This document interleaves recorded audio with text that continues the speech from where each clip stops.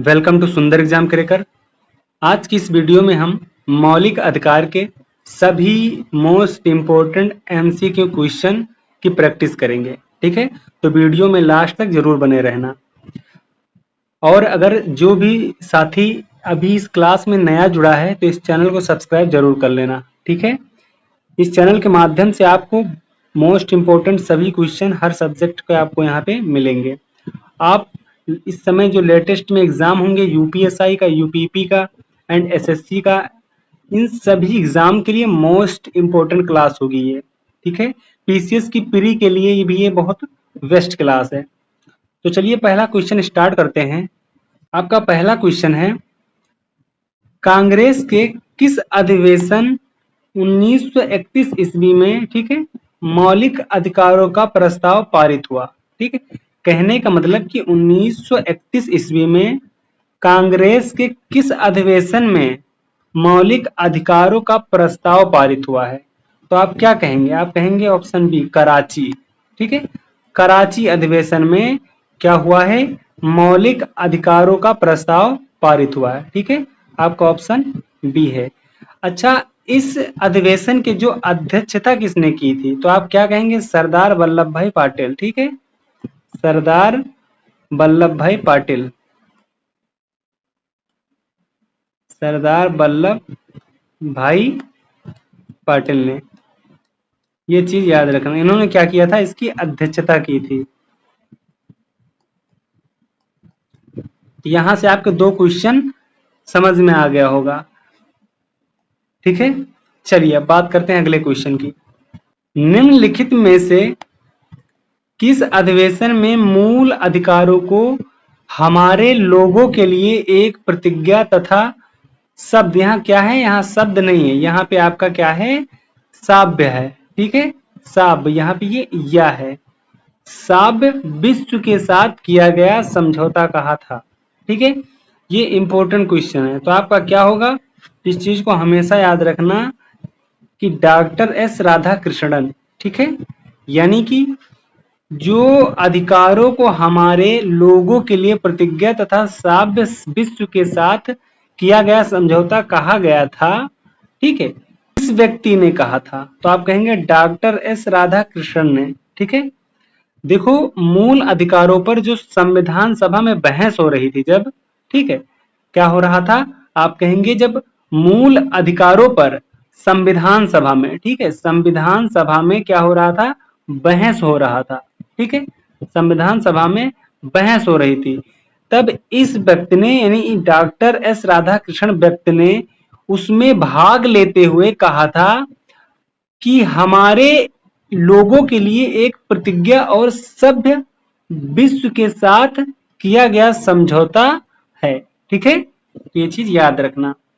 चलिए बात करते हैं अगले क्वेश्चन की। मौलिक अधिकार क्या है? ठीक है, ये बहुत इंपॉर्टेंट क्वेश्चन है। ठीक है, मौलिक अधिकार क्या है? तो आप इसको याद रखना कि वाद योग्य है। ठीक है, मौलिक अधिकार क्या है? वाद योग्य है। चलिए अगला क्वेश्चन देखते हैं। भारतीय संविधान में किस आर्टिकल के अंतर्गत नागरिकों को मौलिक अधिकार प्रदान किए गए हैं? ठीक है, वो कौन सा आर्टिकल है जिसके तहत नागरिकों को मौलिक अधिकार प्रदान किए गए हैं?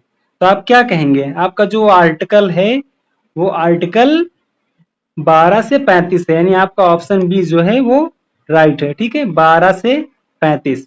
अगर भाग की बात की जाए तो भाग 3 में, ठीक है, भाग 3 में, तो ये भी क्वेश्चन पूछा जा सकता है, इसलिए इसे अच्छे से याद रखना। अगर हम बात करें वर्तमान में कितने मौलिक अधिकार हैं, तो वर्तमान में मौलिक अधिकार कितने हैं? आप सभी को पता होना चाहिए कि टोटल जो मौलिक अधिकार हैं वो 6 हैं। ठीक है, कितने अधिकार हैं? 6 हैं। इस चीज को याद रखना। चलिए अब बात करते हैं अगले क्वेश्चन की। क्वेश्चन नंबर 5 देखेंगे। भारतीय संविधान का कौन सा आर्टिकल संवैधानिक प्रावधानों को संघीय संसद, राज्य विधान पालिकाओं, ठीक है, द्वारा बनाए गए नियमों कानूनों पर प्राथमिकता प्रदान करता है? ठीक है, काफी लंबा क्वेश्चन है, इस चीज को याद रखना। सिंपल से इसमें हमसे पूछ रहा है कि भारतीय संविधान का ऐसा कौन सा आर्टिकल है जो संवैधानिक प्रावधानों को संघीय संसद और राज्य विधानसभा द्वारा बनाए गए नियमों कानूनों पर प्राथमिकता प्रदान करता है। ठीक है, तो वो आर्टिकल कौन सा है? तो आप कहेंगे वो आर्टिकल जो है वो आर्टिकल 13 है। ठीक है, वो आर्टिकल 13 है, इस चीज को याद रखना। आर्टिकल 13 में यह प्रावधान किया गया है। ठीक है, आर्टिकल 13 में क्या प्रावधान है? तो आप कहेंगे यह प्रावधान किया गया है कि जो संघ हो एवं राज्य, यानी कि कहने का मतलब कि संघ हो या फिर राज्य हो, कोई ऐसा कानून नहीं बनाएंगे जो भाग 3 को, ठीक है, किसको? भाग 3 को प्रभावित करता हो। ठीक है, यदि कोई कानून मौलिक अधिकारों के उल्लंघन में बनाया गया, ठीक है, तो क्या हो जाएगा? शून्य हो जाएगा। ठीक है, तो ये चीज याद रखना, आर्टिकल 13।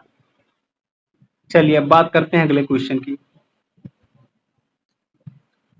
क्वेश्चन नंबर 6,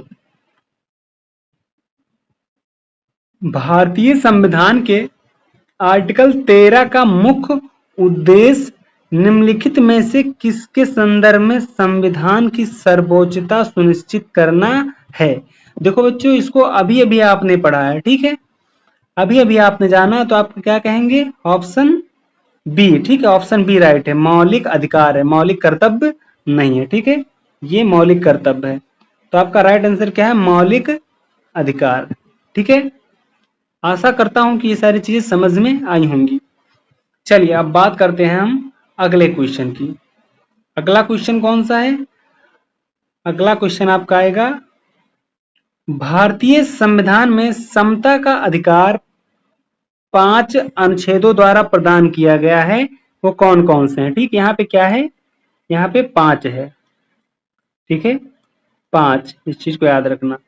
तो कौन सा? आप सभी को पता है कि जो संविधान में समता का अधिकार है वो 5 अनुच्छेदों द्वारा प्रदान किया गया है। कहाँ कहाँ है? आप कहेंगे आर्टिकल जो 14 से 18 है। ठीक है, यानी आपका ऑप्शन सी राइट है, 14 से 18 है। आर्टिकल 14 में क्या बताया गया है? तो आप कहेंगे आर्टिकल 14 में जो है विधि के समक्ष समता। ठीक है, विधि के समक्ष, विधि के समक्ष समता, आर्टिकल 14 के अंतर्गत। ठीक है, आर्टिकल 15 में क्या बताया गया है? आर्टिकल 15 में धर्म, ठीक है, धर्म हो गया, जाति हो गई, धर्म जात, ठीक है, लिंग या जन्म स्थान के आधार पर कोई भी भेदभाव नहीं किया जाएगा। ठीक है, जन्म, लिंग, ठीक है, इनके आधार पर कोई भेदभाव नहीं किया जाएगा। आर्टिकल 16 में क्या कहा गया है? आर्टिकल 16 में बताया गया है लोक नियोजन। ठीक है, लोक नियोजन के विषयों में अवसर की समता। ठीक है, तो इस आर्टिकल 16 हो गया। आर्टिकल 17 में क्या बताया गया है? आर्टिकल 17 में बताया गया है अस्पृश्यता। ठीक है, अस्पृश्य यानी छुआछूत जो है, ठीक है, इसका अंत। ठीक है, इसका अंत, ये आर्टिकल 17 में बताया गया है। आर्टिकल 18 में क्या है? तो आप कहेंगे उपाधियों का अंत। किस चीज का? उपाधियों का, उपाधियों का अंत।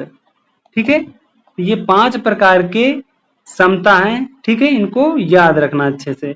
ये समता का अधिकार है जो 5 अनुच्छेदों द्वारा प्रदान किया जाता है। ये 5 अनुच्छेद हो गए हैं। ठीक है, पहला हो गया, दूसरा, तीसरा, चौथा, पांचवा। ठीक है, तो आशा करता हूं कि ये सभी क्वेश्चन आपको समझ में आया होगा अच्छे से।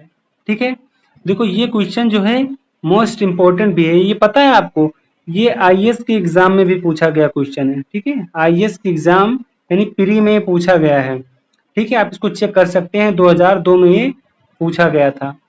ठीक है, उसके बाद ये फिर रो आर में पूछा गया है क्वेश्चन, रो आर में भी पूछा गया है क्वेश्चन। इस चीज को याद रखना, रो आर के प्री में।